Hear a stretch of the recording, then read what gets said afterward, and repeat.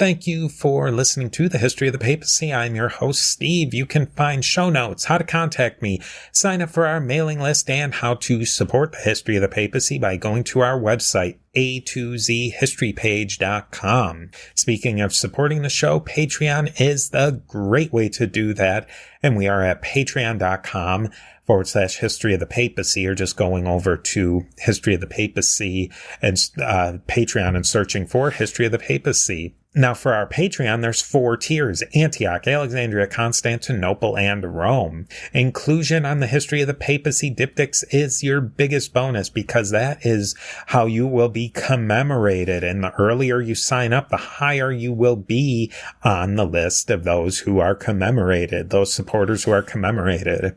Now, a little History of the Papacy /Diptychs fun fact.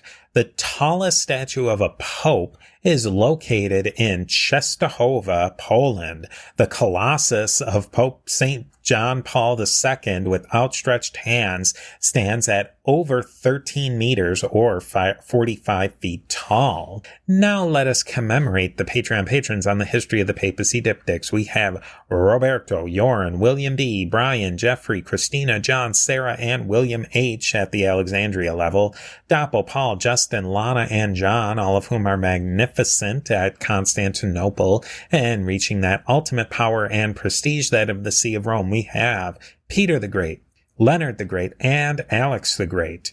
As you well know, we are a member of the Parthenon Podcast Network, featuring great shows such as James Early's Key Battles of American History, among many other great shows on that network.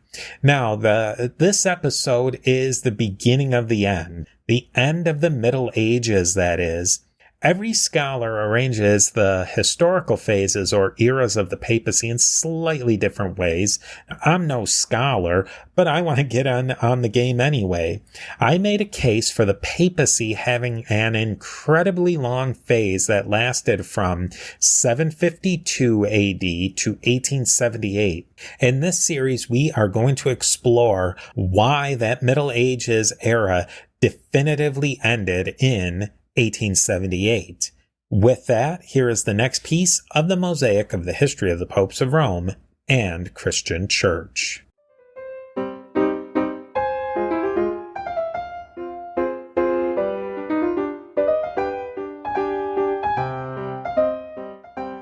As you know, this podcast has episodes on individual bits of papal and church history, and then series on a time period or a topic in papal and church history.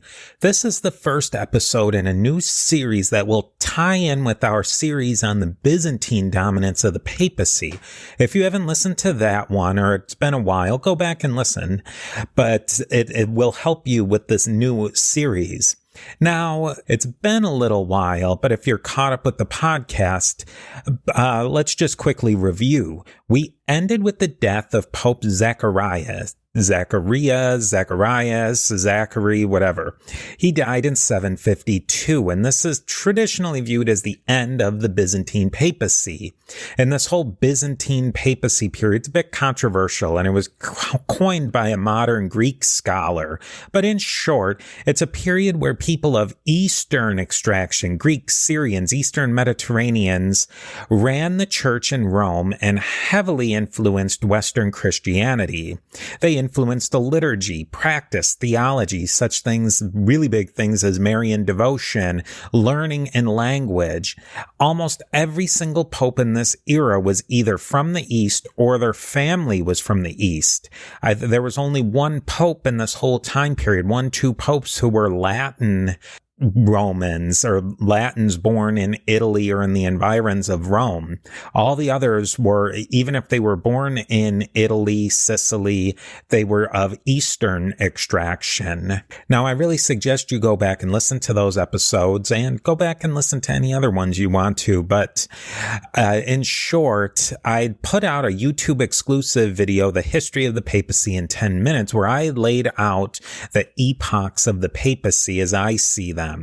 I had number 1, ancient papacy, which was basically from the beginning up to 325 AD. Secondly, I had the late antiquity papacy that went from 325 to the early 500s. I count the Byzantine papacy, which goes from the 500s to 752. Then the Middle Ages papacy from 752 to 1878. The post-Middle Ages papacy that went from the 1870s to 2013, and then maybe a postmodern papacy. And this one's still up for debate, and we'll have to kind of see how things play out in the next few years. I highly suggest you watch that video and that whole video series. And in that video, I summarize each era and why I broke up the papacy in such a way. This is all definitely debatable, so I would love to hear what you think. Now, we finished that whole series on the Byzantine papacy. Since then, we have had a series on where I interviewed scholars on all sorts of wonderful and interesting topics that are coming out of the academy right now. I've also had a short series on Irish and Celtic Christianity. So where do we go now? Just to set that up, let's talk about a couple of really key things from the Byzantine domination period. It ended in 752 with the death of Pope Zacharias. Obviously, that's just a convenience, but it's a really practical convenience. By about this time, most of the bonds that kept the papacy and the court in Constantinople were completely broken. We don't have things like Constantinople imperial approval of the papacy and papal elections anymore. The grants of land in Italy are not there anymore. The military protection of the Eastern Roman Empire, not important anymore. And then we don't really see any Greek, Syrian, or Easterners as popes anymore. That any of those people are starting to really be Latinized at this point and Westernized, if you will. Here's some of the key moments. It's seemingly not a big deal at the time, but a lot of these things would become really big deals. Here we have one of the key moments. Now, this moment was seemingly not a big deal at the time, but it sort of have a butterfly effect and become a really big deal. A group of bishops from Gaul, modern-day France, asked Pope Zacharias his opinion on Pepin the Short. We'll get into more detail of this, but in short, Pepin's dad was Charles Martel, and his son was Charlemagne. Pepin's dad was Charles Martel of the famous Battle of Tours fame and all of that. Pepin's son was Charlemagne. Pepin was effectively the king of the Franks in all but name. He was called the mayor of the palace. The bishops from Francia asked Zacharias if they thought it would be okay for Pepin to, just be king. He's pretty much the king in all but name, but we got this other guy who's the king. Zacharias says, hey, sure. Now, this is the very broad overview, but you get the drift. The politics of the papacy switched focus. They're not so much focused on what's happening only in Rome and what's happening in the East. They're starting to focus their attention on the bigger issues going on in Western Europe. Now we have some political powers in the West. We have Francia, which would eventually become the nations of France and the Holy Roman Empire. We have England. We have some powers in northern Italy, and we have powers in southern Italy. Then we have Spain. And lest we forget, we have a proto idea of the papal states. Now, how do you balance the popes are really going to start considering how to balance all of these powers and then forward papal theological and secular powers. Securing secular power for the popes in central Italy was really important. And we start to see this idea of the popes as secular princes of the papal states through such things as the donation of Constantine, the forgery that comes out about this time. But we'll get into all of that. These concerns of secular power and religious power in one way or the other dominated the papacy for the next 1,000+ years. So where are we going to start? With Pope Stephen II, who reigned for a few years after Pope Zacharias? Nope. That's not what we're doing this time, because on the history of the papacy, we don't do things the way you're supposed to. We're actually going to go to the end of this era. As the title of this episode suggests, an end of an era. The end of what I'm calling the Middle Ages papacy, which I begin in 752 and which ends in 1878, is what we're going to focus on. We're going to focus on the end of this long series. In fact, the series, I'm calling it Back to the Future, and I want to see how this 1100 year phase of the papacy ended. I think that it's really important sometimes to look at the end and work your way backwards in a way, because we have the opportunity to do that with the hindsight of 2020. So it's really a journey we're all going to go on. Steve here with a quick word from our sponsors. This series is going to tell the story of the eventual decline and fall of the imperial papacy, the Middle Ages papacy, a papacy directly involved with secular politics, a papacy with a leader of a secular state. The Franks was where the story of the papacy of the Middle Ages began, and it's with France where it ends. The Franks gave the papacy the room in the 700s to be independent of the Eastern Roman Empire, and it was the French that took all that independence away from the papacy. Now, this episode will give you a lead up and reasons for the ending of the popes of Rome as players in the international political realm and as the leaders of a significant state. In upcoming episodes in this series, we'll talk about the beginning of the end with Pope Pius IX. We'll talk about the papacy's involvement in affairs around the world and things such as U.S. history, which U.S. history is another area of interest I have. And I think that we'll see that the papacy actually had some really interesting things to say and influences in U.S. history. We'll also talk about the really interesting explosion, you might almost say, of Catholicism in different corners of the colonial world around the globe. We'll also talk about the background of various isms that grew up in the 18th and 19th centuries and much, much more. So how do we get to the end? Pope Pius IX is the capstone of this entire phase of the papacy. The papal states are, at the end of his papacy, are gone. The Vatican City is all that they have left, 108 acres or 44 hectares of land. The papacy has very little direct say in international affairs. They have some soft power, but no more hard power. The religious power of the papacy changed dramatically with Pope Pius IX, but we'll definitely get into that. Let's back up just a little bit before we get there, though.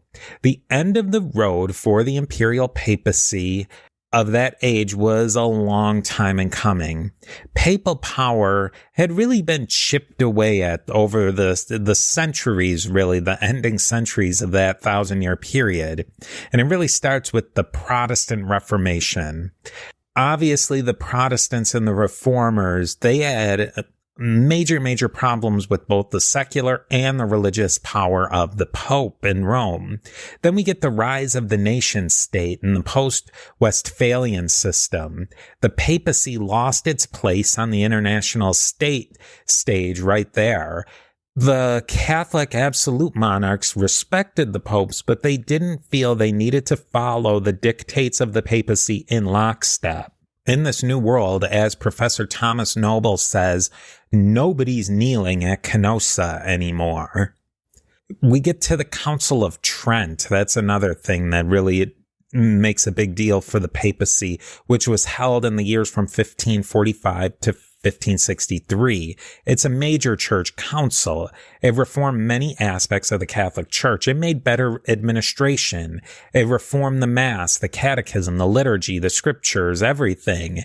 It tightened up the church in many ways, that things that had gotten a little sloppy during the early Middle Ages.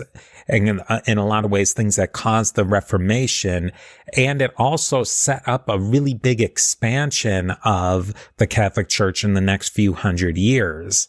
It kind of got the momentum of the Catholic Church. The Catholic Church had taken a big hit from the Protestant Reformation, and now it's getting its groove back, for a lack of a better term. Then we get to the 1500s to the late 1700s. The popes did what popes did. They tried to balance the powers in Europe to protect Catholic Christianity's interests and secure and protect the interests of the papal states in their secular role. Many things went on, but we have to fast forward to the French Revolution to really get where we want to go. The 1789 to 1878 time period was like a boxing match for the papacy as an institution.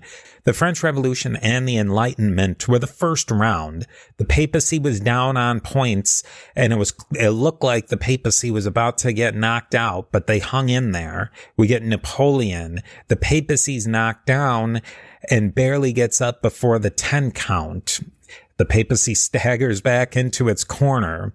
But then the popes come out in round 3 winded, but they have a little fight left in them. The wars of Italian independence and Italian unification and the massive upheavals of the revolutions of 1848 and all these populism things, it's another body blow for the papacy. The papacy, again, wasn't knocked out, but it's still losing on points. And nothing will ever be the same for the papacy after this fight. And we'll have to kind of see, what's the ending for the papacy at the end of 1878? Has the papacy lost on points? Or is the papacy, in a way, the winner on points? That's what we're going to have to decide. Now, let me put that whole boxing metaphor to sleep, and it shall never come again. But continuing, the reign of Pope Pius IX was the best possible way to end this 1100-year epoch of the papacy. You couldn't write a better ending. The secular political powers of the Pope are gone. The popes lost their direct power in European diplomacy. That's gone.